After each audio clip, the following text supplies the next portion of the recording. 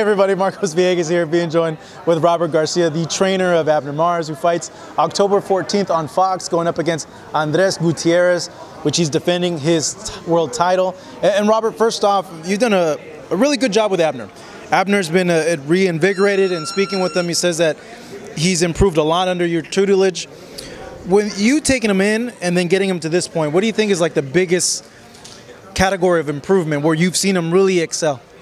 Look, since day one, which we're almost getting close to 2 years working with Abner, every day I've been seeing improvement little by little. Every week, every month that goes by, I see him getting better, and I think it's him listening and believing in me.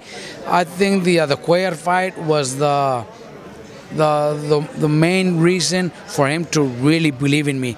He knows he was the underdog. He knows, he heard people saying and everybody saying that he was going to get knocked out. Very few people gave him a chance, but the way he beat him and the way he was able to become world champion again was because of the way I trained him and because he listened. We still haven't broken that, you know. We still haven't become friends where we could go out together. You know, after his victory against Cuellar, becoming world champion, I didn't go celebrate with him. He wanted me to, and I told him, look, I gave him my reasons. I said, no, look, if we go celebrate, your friends, everybody's gonna want to drink beer. They're gonna want us to take a shot together, and that's gonna ruin everything. So I'm staying away from that. I'm gonna go celebrate with my wife, with my kids. That's my celebration. So he was okay with that. He understood that, and that's the way I want to keep it. I don't want to keep a relationship where we become friends and he tells me, hey coach, you know, I did this or I did that. You know, I'm his trainer, and so far it's worked. You know, he's still, every day he comes to the gym, he's still asking me, coach, what's the plan for today? And not one single day has he told me, I don't feel like doing that today, coach. Can we do this instead, or sparring 12 rounds like yesterday? He goes in the ring, never asked me how many rounds am I doing, coach. He went first round, sixth round, first guy came in, second guy came in, third guy came in, until we did 12. I said, we're done. He's like, okay, that's it. He says, that's it, okay, that's it.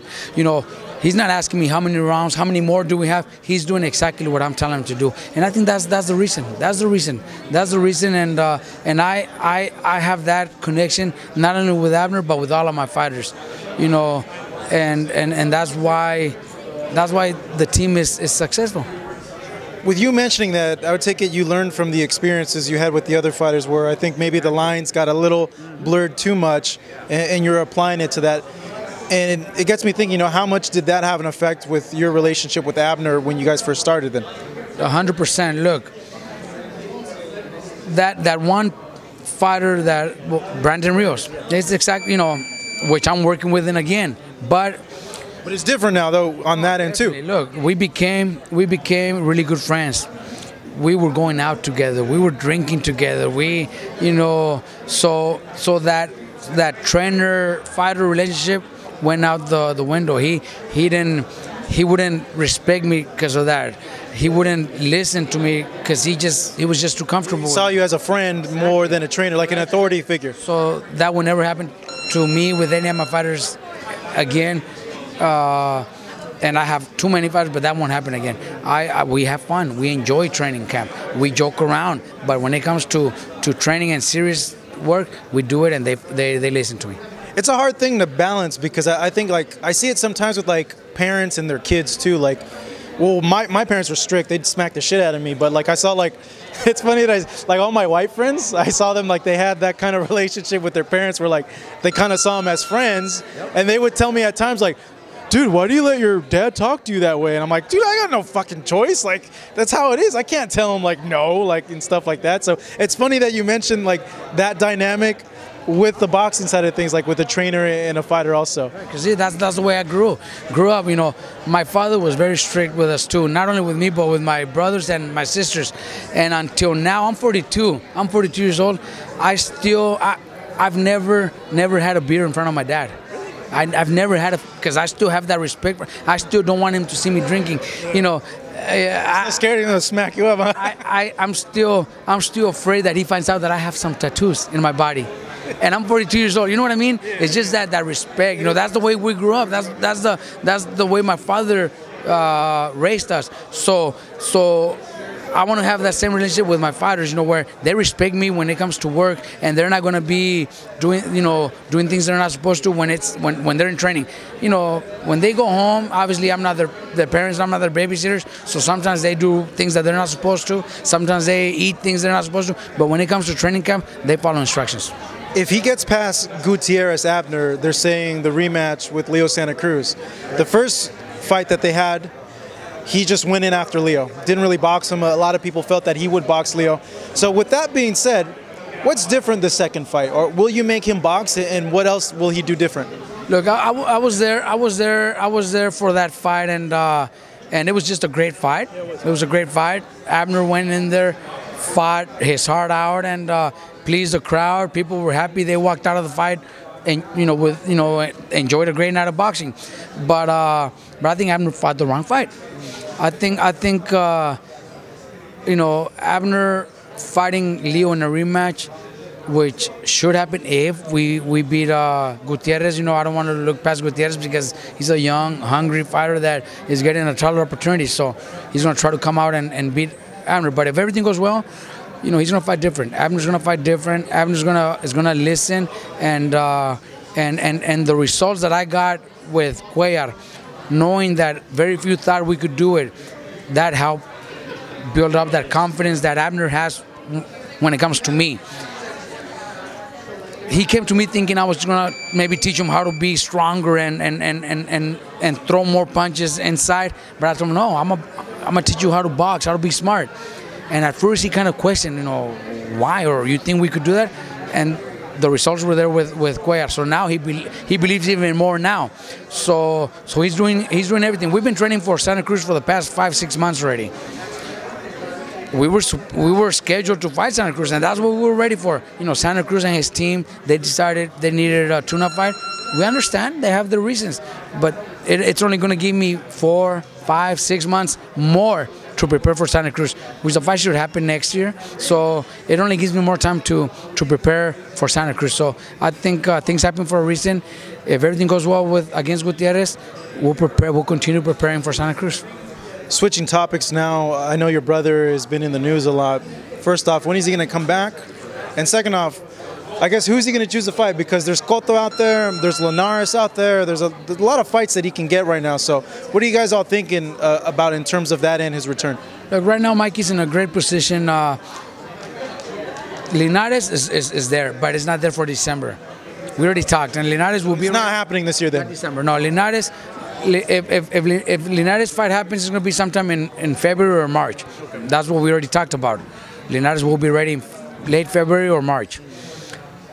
As of a fight in December, we have a couple options.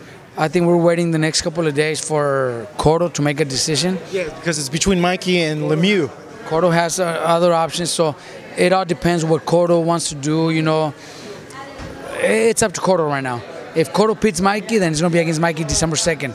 If Cotto beats Lemieux, then I think we're going to fight another fight in December, a week or two after. At 140 or? No, he'll defend his title. He'll defend his title. Yes, maybe a unification fight. That's what we're. So then Flanagan. Maybe the other one from Ohio. Robert Easter? Robert Easter. Oh, wow, that's a good fight. So it's, you know, Mikey doesn't want to. Mikey wants to fight. If it's not Cotto, he wants to fight. He wants to fight the best out there. Yeah. So that all that is a possibility, you know. But as of now, we're waiting on Cotto.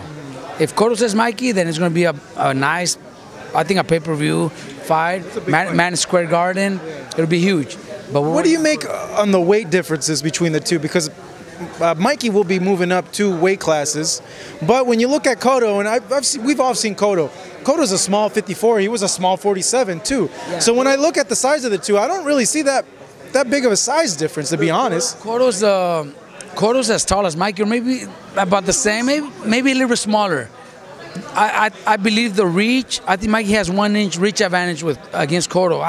If I go to box rig, I seen the reach on both of them, and I think Mikey has 1 inch on box rig. I might, they might. Someone trying to steal your car? Is that your car? I don't drive. Oh, you don't. I got a driver. A good life, huh, Robert? The good life. Continue, sir.